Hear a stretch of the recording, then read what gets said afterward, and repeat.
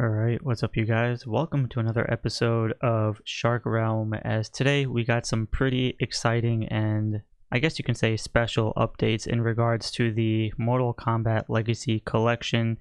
As in my previous video we talked about the latest update in which it involves having the Mortal Kombat trilogy game announced for the Mortal Kombat Legacy collection, which was a game that wasn't technically revealed during the initial lineup of all the other video games. However, with Evo already intact in terms of people already there and doing interviews and playing the games and kind of testing out the field of how great Mortal Kombat Legacy collection is and can be, apparently we got some brand new updates or slight updates. So this is not 100% confirmed, but this is one of those things that does make it exciting, because if the Mortal Kombat Legacy collection, which is going to come out next year, does really well, this basically means that it is an open gate for other Mortal Kombat games to be coming in the future to be as set as a bundle. And again, this is great for new gen modern console collectors or players, just because these are games where you don't necessarily have to have the old consoles and then do like the modding and having the converters and all that other wires and stuff like that. We're talking about having an actual version for, you know, the Xbox and PlayStation 5 or even more moving forward. So according to the MK source on X or Twitter, I'll have the link in the description below, but he tweeted stating that based off the interviews and news, it seems like that the remaining games for the Legacy collection could be the following. So again, it's not 100% confirmed, nor is it going to happen for now, but it's a possibility, because it says Mortal Kombat Gold, which was a game that was not announced for the first Legacy collection, because we already have the Mortal Kombat 4 Arcade Edition. So Mortal Kombat Gold apparently is part of the other era of MK games. And then we have Mortal Kombat Mythologies Sub-Zero and then Mortal Kombat Special Forces.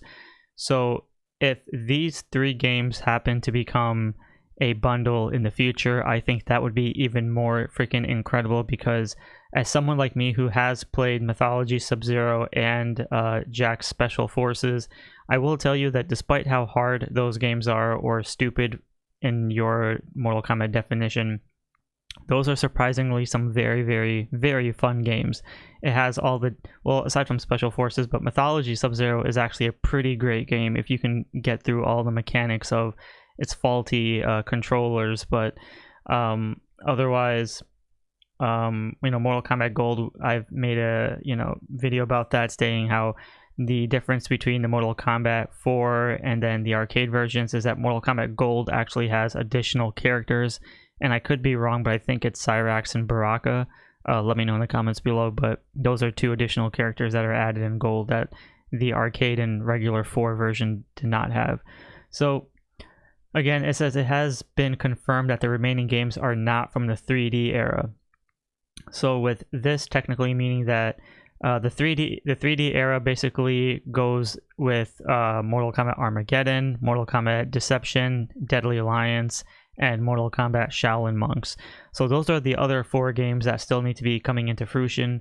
But for now, seeing how we have these games, Mortal Kombat 4 or Gold itself is already one of the better Mortal Kombat games, just because of its darker storyline, and I think I could be wrong, but it's one of the last games that John Tobias worked on before he left Midway Studios.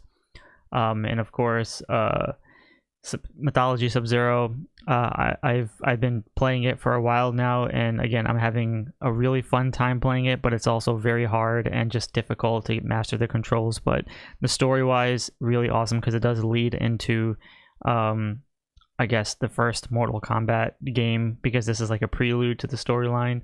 And then we have Jack's Special Forces. I surprisingly have beaten this game, and it's actually fun.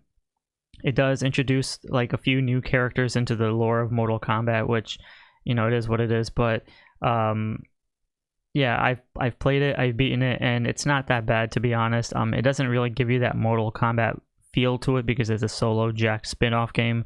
However, and it's kind of like a top-down view roughly, but there are some cryptic Mortal Kombat stuff in there. There are some slight iconic Mortal Kombat characters, but it mostly revolves around the characters like the Special Forces and the Black Dragon or Red Dragon, depending how you want to dive into the Mortal Kombat realm. But other than that, with these 3 games in potential possibility of being released as a next bundle for Mortal Kombat Legacy collection, it could be a thing. Now, there is a tweet given by Brusque Poet, who's another, I guess, a previous Mortal Kombat content creator.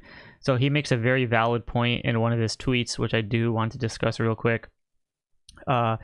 He says the developers are open to bringing back the 3D era in the future, but it all really depends on how successful this Legacy collection is, which is true, because we know how WB handles their, or even with Mortal Kombat or NetherRealm Studios, like whenever something flops or goes bad, they kind of can it, and then they don't bring it back into light. So if Legacy Collection does bad, then chances are we might not see any of these games come back in the future, but this is more like a testing ground.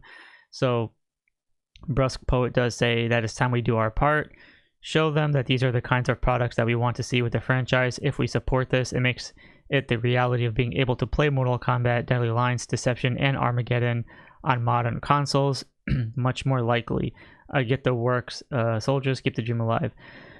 So this is another great thing to note here, because Deadly Alliance, obviously, like, I recently played this on the channel, so if you want to check it out, go ahead. But Deadly Alliance's Conquest mode is really just a monk traveling, and you're kind of just learning the training or the movesets of all the characters. So that's basically how Conquest works. And then you have the Crypt, which was newly introduced, and then you know, all the extra content that they have in the game. Deception is by far, for me, the greatest Conquest mode ever made, because, and it's probably the only greatest Conquest mode ever made, just because we've seen the journey of Shujinko from being a young kid to an old man, and how he was betrayed by Damashi, aka Onaga, the Dragon King. So, and of course, you explore all the realms, which makes it great. And I am currently playing Mortal Kombat Deception's Conquest mode on my channel if you want to check it out in the playlist. So go ahead and do so. And then you know, there's puzzle combat, and there's like motor combat. So, or was it motor combat in Armageddon? I remember. But anyways, so that's what makes Deception really special, just because of the playability of Conquest mode. And obviously all these PS2 games are in 480, I think 480p. So in order to convert it to 480i or something, one of those logistics, or vice versa, I forgot, but to have an actual 1080p version of Conquest mode from Deception on latest gen consoles would be freaking ideal. Armageddon's Conquest mode was so Armageddon's Conquest mode was probably the weakest of them all, just because, you know, you got introduced to Taven and Dagon, and they were like whatever characters to me. And then, you know, but the best part is like, you know, it still continues the storyline with Blaze. So definitely would love to play Conquest mode, at least within that era of games as well. But Armageddon was, for me personally, the end of all Mortal Kombat. I don't care what anyone says, that's the last greatest Mortal Kombat game before it all went downhill. I know a lot of you are into Mortal Kombat 11, which is probably your version of the greatest Mortal Kombat game, but for me, Mortal Kombat 1 through Armageddon was the definitive Mortal Kombat timeline. And then, of course, we have Shaolin Monks, which is a great two-player game. This is a game that my best friend and I actually played growing up, and we had numerous sleepovers, and this game is actually really fun. It's too bad that we never got in a part 2, which was Fire and Ice, featuring Sub-Zero and Scorpion. So to play this game on newer graphics would be absolutely incredible. So hopefully we could see this game come to light, because all 4 of these are probably the climax of Mortal Kombat, at least for me, and it would be really great for you know, Mortal Kombat collectors to play these. And yeah, but so far, like I said before, we've already have the original classic MK games on the first Legacy Collection. So if Legacy Collection 2 can host the next concept of games of, like, you know, Legacy Collection 2 being these 3 of Gold Mythologies and Special Forces, and then Legacy Collection 3 ending off with the 3D era of Deadly Alliance, Deception, Armageddon, and Shaolin Monks, that would be the perfect way to end all, you know, eras of Mortal Kombat, especially when you're trying to play it in new modern consoles. So again, it's not 100% confirmed, but it is a possibility, and hopefully this does come to fruition. So I want to thank you guys all for watching. Let me know in the comments below what you think about this information, and be sure to give a like and subscribe, and I'll talk to you all next episode.